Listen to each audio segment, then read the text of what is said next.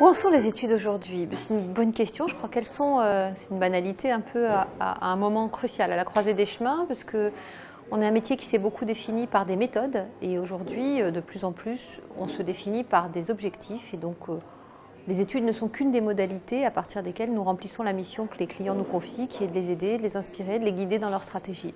Alors où en sont les études? À arrêter de se penser comme des experts du comment et à devenir des sachants du quoi, du pourquoi. Voilà, je crois que c'est ça que j'essaye de formaliser là. Demain, de quoi on a besoin? On a des choses qui sont finalement convergentes, à la fois convergentes et un peu paradoxales. On a un besoin convergent qui est d'être plus dans la stratégie, plus dans le fondamental, de davantage se raccrocher à la réalité, à des grands éléments de cadrage et d'objectivation des problématiques des clients, de compréhension de ce que sont les consommateurs, les clients, les employés, etc. Donc ça, c'est ce que j'appelle le socle.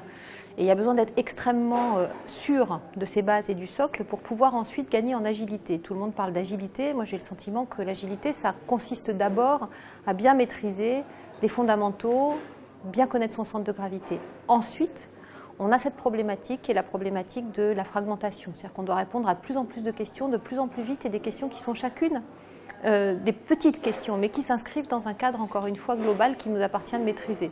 Donc si je voulais faire un parallèle, les études jusqu'ici, elles accompagnaient les clients dans des choses qui étaient un peu le pas à pas du marketing ou le pas à pas des stratégies clients. Et maintenant, il faut qu'on accompagne des gens qui courent. Donc il faut qu'on les entraîne à bien se connaître, à connaître leur corps, leurs possibilités, leurs capacités, à bien définir leur trajectoire et ensuite qu'on court aussi vite qu'eux. Voilà, c'est simple, non ? Alors le mot à bannir, j'en ai toute une liste, toute une tripotée, j'hésite, je me demande ce que vont vous dire mes collègues. Moi je crois que je commencerai par bannir digital, ce qui est un mot qui commence à me paraître totalement vide de sens, puisque je ne connais personne qui ait une vie digitale et une vraie vie. On a tous une vie avec des tas d'outils, qui sont des outils qu'on va appeler digitaux, numériques ou ce que vous voulez, mais voilà, je pense qu'il faudrait continuer à dire que le digital, ça n'existe pas. Le nouveau mot pour 2015, n'ayons pas peur des mots, intelligence.